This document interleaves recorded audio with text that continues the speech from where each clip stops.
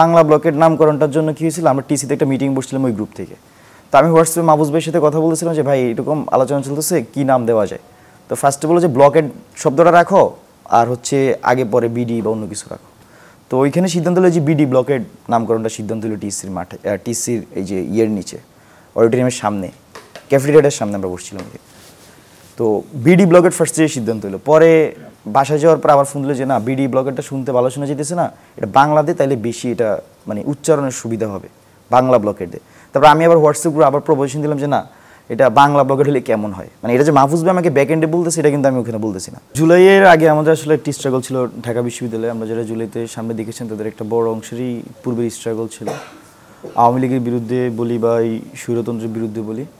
তো আমরা এখানে আমাদের একটা আড্ডা চালাতাম আমরা, গুরুবার আড্ডা, আমাদের মাহফুজ ভাইয়ের নেতৃত্বে এটা চলতো। তো নাহিদ ইসলাম, আমি সহ আসিফ মাহমুদ অনেকেই সেখানে যুক্ত ছিলাম। তো সেই আড্ডার মধ্যে হচ্ছে যে আমরা এইসব জিনিস নিয়ে দৃষ্টিভঙ্গিগুলো বোঝার চেষ্টা করতাম, আসলে কোন জিনিসটা কেন সাকসেস হচ্ছে না।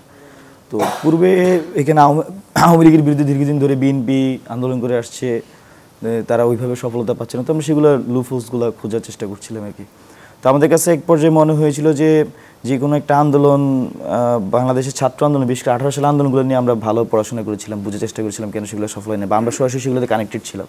তো ওই জিনিসগুলোকে আবার পিছনের দিকে তাকিয়ে সবসময় আমরা ভাবতাম বা এটা কেন আমাদের ভুলগুলো কোথায় ছিল তখন। তো তার মধ্যে একটা জিনিস ছিল যে এখানে আমরা এটা প্রেডিক্ট করতে পেরেছি যে, বা আমাদের মনে হয়েছে যে আন্দোলনের যে নামকরণগুলো, বিশেষ করে হরতাল অবরোধ যে নামকরণগুলো, এইসব টার্মগুলোর সাথে বাংলাদেশের মানুষের খারাপ অভিজ্ঞতা আছে, বা এখানে মিডিয়া থেকে শুরু করে বাকি যত যে এখান থেকে স্প্রেড হয় এগুলোকে খুব নেগেটিভভাবে দীর্ঘদিন দেখানো হয়েছিল। বিশেষ করে আমার পার্সোনালি এক্সপিরিয়েন্স 14 সালে সেই 5 জানুয়ারি ইলেকশনের পরে দীর্ঘদিন যে অবরোধ মাসের পর মাস অবরোধ এখানে দিয়েছিল।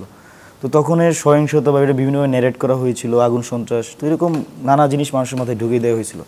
তো আমরা চিন্তা করলাম যে না, আমাদের হাতে যদি কখনো এরকম সম্ভাবনা আসে, আমরা ক্যাম্পাসে ছিলাম আওয়ামী ছাত্রলীগের বিরুদ্ধে কমিউনিটি আকারে, আমাদের কাছে যদি কখনো সম্ভাবনা আসে আমরা এমনভাবে জিনিসটাকে ডিল করবো যাতে পাবলিক এঙ্গেজমেন্টেরও করা যায়, আবার আগের যে নামকরণগুলো আছে সেগুলোকে একটু সাইডে রেখে ডিফারেন্ট হয়তো সেম জিনিসটাই করা যায় কিনা। তো এটা ভেবেছিলাম আমরা, এগুলো নিয়ে আমাদের ডিসকাশন ছিল।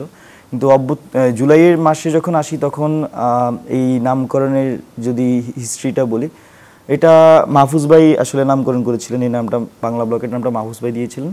তবে আমরা অনেকগুলো স্ট্র্যাটেজি মেনটেন করতাম, যে আপনারা হয়তো জানেন যে মাহফুজ ভাই আন্দোলনের সময় শুরুতে সামনে আসে নাই, 23 আগস্ট উনি সবার সামনে আসছে।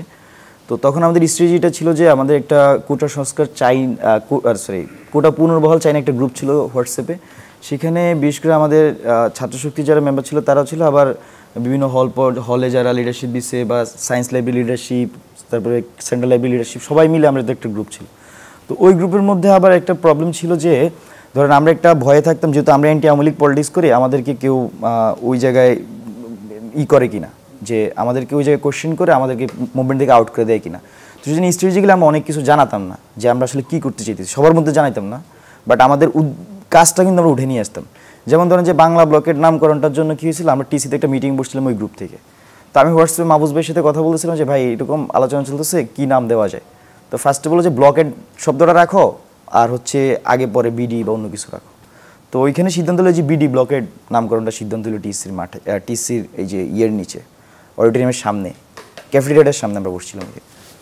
তো বিডি ব্লকের ফার্স্ট যে সিদ্ধান্ত হলো, পরে বাসায় যাওয়ার পর আবার ফোন দিল যে না বিডি ব্লকেরটা শুনতে ভালো শোনা যেতেছে না, এটা বাংলাতে তাইলে বেশি এটা মানে উচ্চারণের সুবিধা হবে বাংলা ব্লকের দিয়ে। তারপর আমি আবার হোয়াটসঅ্যাপ গ্রুপে আবার প্রপোজিশন দিলাম যে না এটা বাংলা ব্লকের হলে কেমন হয়, মানে এটা যে মাহফুজ ভাই আমাকে ব্যাক এন্ডে বলতেছে এটা কিন্তু আমি ওখানে বলতেছি না। তো বিষয় ছিল এরকম। তারপর এখানে আবার সবাই বলছে না বাংলা ব্লকের শুনতে ভালো শোনা যেতেছে, এটা দেওয়া যায়।